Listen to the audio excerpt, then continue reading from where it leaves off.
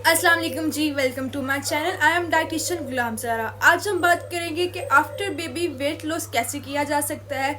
लेकिन सबसे पहले एक बात क्लियर कर ले, you just brought a human into this world. आपकी बॉडी ने कुछ मैजिकल, कुछ पावरफुल किया है। Weight loss after baby is not just about size, it's about reclaiming your energy, your identity और अपना आप वापस पाना। सो अगर आप भी स्ट्रगल कर रही हैं पोस्ट प्रेगनेंसी वेट के साथ तो वीडियो को एंड तक लास्ट में देखना। पोस्ट प्रेगनेंसी बॉडी का एक ही रूल है कि सबकी जर्नी अलग होती है। कोई 3 महीने में शेप में आ जाता है और कोई 1 साल बाद भी स्ट्रगल करता है, और दोनों ही परफेक्टली नॉर्मल है। आफ्टर डिलीवरी हार्मोन जैसे कि एस्ट्रोजन, प्रोलैक्टिन फ्लक्चुएट होते हैं, आपका मेटाबॉलिज्म स्लो हो सकता है। ब्रेस्ट फीडिंग भी बॉडी पे एक्स्ट्रा डिमांड डालती है। There is a girl name Sana, 28 years की, ठीक है, न्यू मॉम थी। डिलीवरी के 6 महीने बाद भी उसका बॉडी वेट वैसे का वैसे था।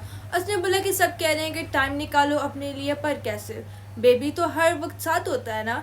And that's the reality. New moms need strategies that fit into sleepless, messy, and emotional stays. So don't expect perfection. Expect progress. आपने जल्दबाजी नहीं करनी, आपने आराम से चीज़ों को लेके चलना है। आपके साथ अब आपका एक बेबी भी है जो हमेशा आपके साथ रहेगा। लोग तो बातें करेंगे कि अपने लिए भी टाइम निकालो, लेकिन ये आपने आपने अपने लिए टाइम खुद निकालना है। कैसे निकालना है? डिफरेंट स्ट्रेटजीज जो मैं भी आपको बताऊंगी, उसको आपने फॉलो करना है। प्रोग्रेस थोड़ा स्लो हो सकता है, लेकिन अगर आप कंसिस्टेंट रहेंगे ना तो आपकी बॉडी भी वापस अपनी शेप में आना स्टार्ट हो जाएंगे और आप एनर्जेटिक भी फील करेंगे। पोस्टमार्टम डाइट क्रैश या स्टारवेशन का नाम नहीं है, आपकी बॉडी रिकवर कर रही है, ठीक है। स्पेशली अगर आप ब्रेस्ट फीडिंग कर रही हैं तो चलिए देखते हैं कि कुछ realistic energy boosting food habits जो आप अडोप्ट कर सकती हैं। सबसे पहले कोशिश करो कि शुगर कम करो, ठीक है, और प्रोटीन इंटेक ज़्यादा करो। प्रोटीन वाली चीज़ें आपने ज़्यादा लेनी है। आप बिस्किट को रिप्लेस कर सकते हैं बॉइल्ड एग के साथ, रोस्टेड चने के साथ, या फिर ग्रीक चोकर के साथ, जिससे आपको प्रोटीन मिलेगी। हर मील में एक वेजिटेबल लास्ट मील हो, ठीक है। आप भिंडी ले सकते हो, तोरी ले सकते हो, पालक ले सकते हो, जो भी आपके पास अवेलेबल है ना।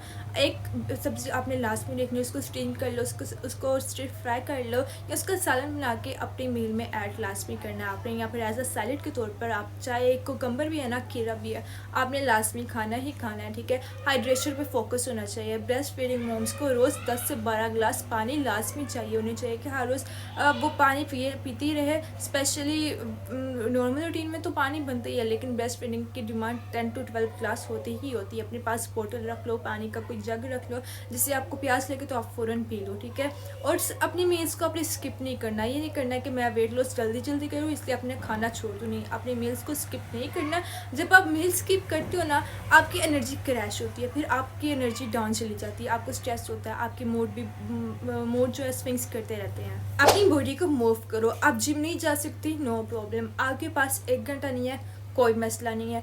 पोस्टमार्टम फिटनेस का मतलब ये है कि प्लस आप 5 मिनट भी मूव कर लो ना, आपके लिए वो भी इनफ है, लेकिन करना आपने डेली है, ठीक है। आप बेबी वॉक कर लिया करो, स्टॉलर में बेबी को रख लिया या फिर गोदी में उठा लिया तो 5 मिनट के लिए वॉक कर लिया, कमरे में कर लिया, छत पर जाके कर लिया, सीन में कर लिया। अगर नहीं भी होता ना तो अपने रूम में जो जितनी भी स्पेस है ना, 5 मिनट की वॉक आपने लास्ट में करते रहना, ठीक है। स्ट्रेचिंग कर लिया करो, अगर आपकी बेबी सो रहा होता है तो साथ लेटे लेटे स्ट्रेचिंग लास्ट में किया करो, ठीक है। एक मॉम फॉलोवर ने मुझे लिखा कि मैं अपनी बॉडी को, बेबी को लैप में लेकर ना स्क्वाट्स करती हूँ, ठीक है। दोनों का टाइम सेफ होता है, ठीक है। Movement does not have to be fancy, ठीक है। ऐसा नहीं है कि आप जिम जाना, आपके पास मशीन्स होगी तभी आपने एक्सरसाइज करनी है, नहीं, आपने कंसिस्टेंट रहना है, ठीक है। कंसिस्टेंसी ज़्यादा ज़रूरी है, ना कि फैंसी एक्सरसाइज की। और अगर आप अभी सी सेक्शन रिकवरी में है ना, तो प्लीज़ प्लीज़ प्लीज़ पहले डॉक्टर से क्लियरेंस ले।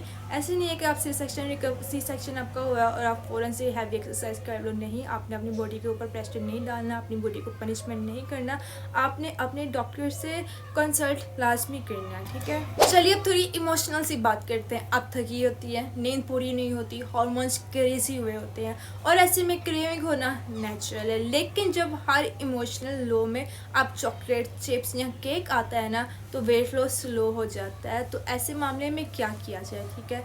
Have go to healthy snacks. आपको स्नैकिंग करनी है, हेल्दी ऑप्शन चूज़ कर लो। चॉकलेट लेना है तो डार्क चॉकलेट ले लो, आप नट्स यूज़ कर सकते हो, रोस्टेड मखाने यूज़ कर सकते हो, ठीक है।